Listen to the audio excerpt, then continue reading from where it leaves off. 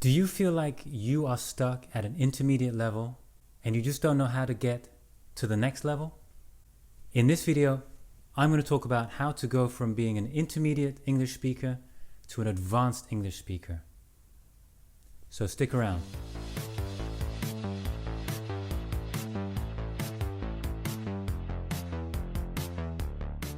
I'm Charlie. Welcome to Organic English. I'm here to help you become more fluent in English. Look in the description below. There is a link to a transcript. Download this. It'll help you to follow along with the lesson.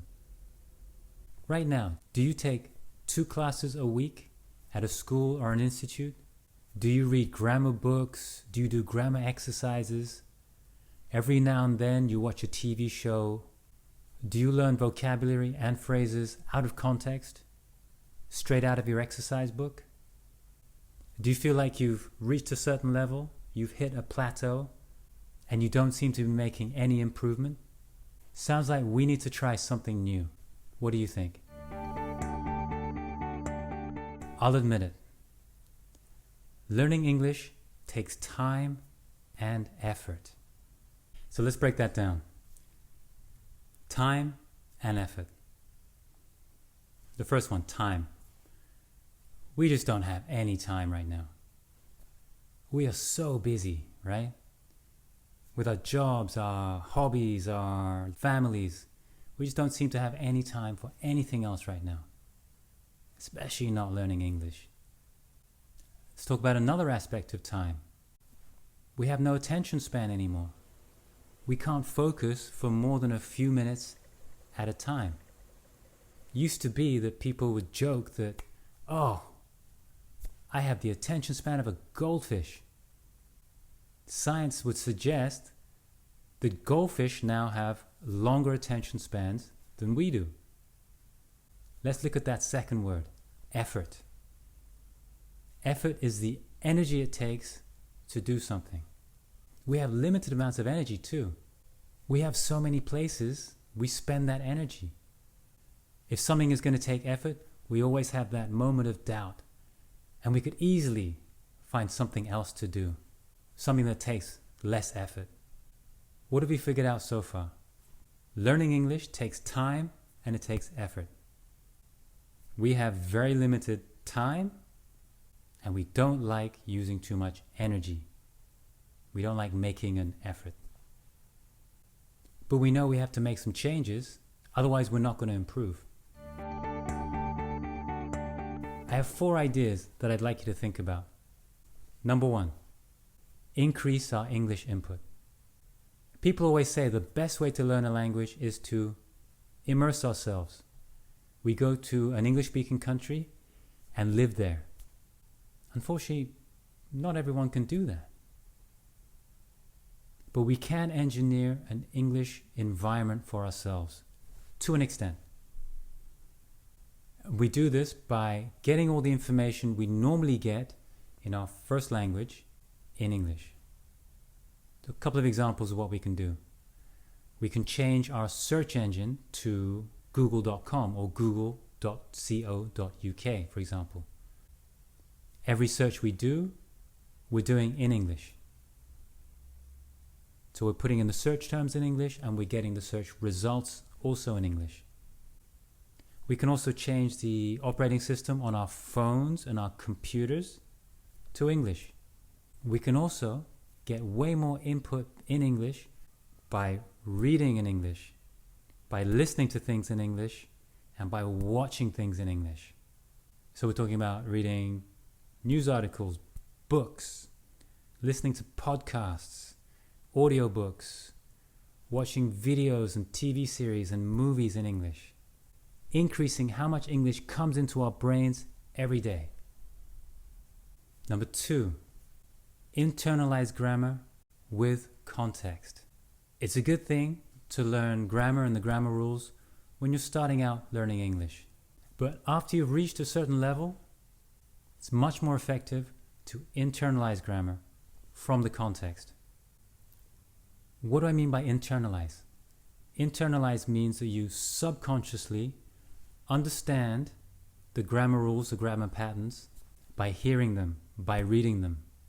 The grammar patterns are imprinted into your brain by using them, by interacting with them.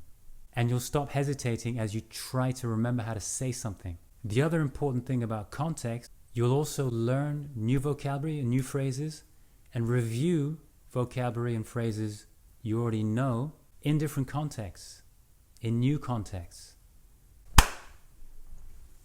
Point 3, work on pronunciation. Improving your pronunciation will help you to speak more naturally and confidently. Improving your pronunciation will also help you with your listening comprehension, because you will learn to recognize and understand the sounds that other people are making. Pronunciation is also important to improve your reading ability. Generally speaking, we say the words out loud in our heads. One of the things we can do is, if you hear a phrase or a word in a podcast, in an audio book, or in a video, you can pause, note that down, rewind, and try and repeat that. You can then play it back and listen to check your pronunciation. You can even record yourself and check your pronunciation that way. If you want to figure out how to pronounce a certain word, you can go to Google and you can type in how to pronounce the word you're looking for. It'll show you how to pronounce it phonetically. You can also play it back. There's also a picture that shows you what shape your mouth should be. You can play it back slowly. You can switch between British and American pronunciation. And there's also a function where you can record yourself to check your pronunciation. Point 4, maybe the most important point.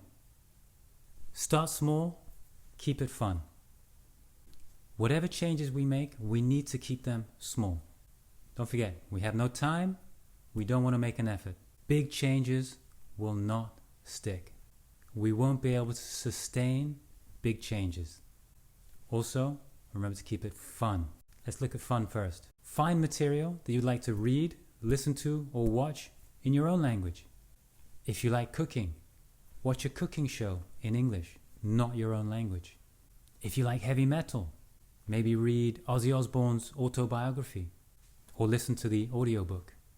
If you're a news junkie, listen to a news podcast or watch a news show on YouTube or read news articles in English. Whatever material you choose, make sure it's relevant to you, make sure it's interesting to you. That way you'll look forward to reading it or listening to it or watching it.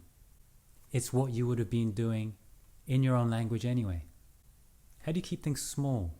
Look for those small moments in your day that are wasted. You know those moments when you sit down, you pull out your phone and you start looking through social media. 15 minutes go by and you're still scrolling through Facebook or Twitter.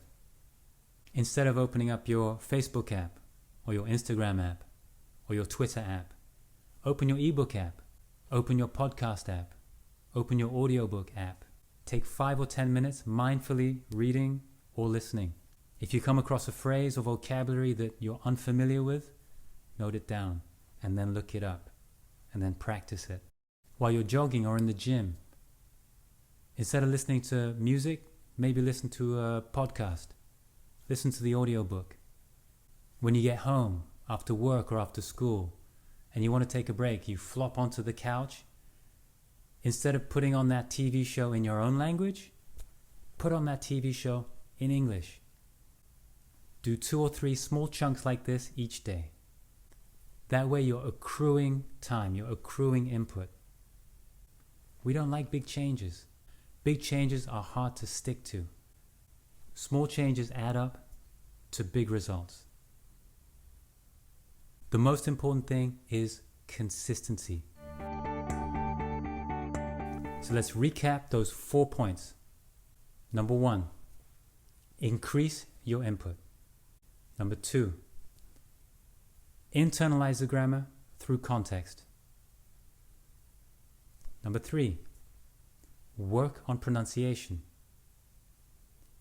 And number 4, keep it small, keep it fun.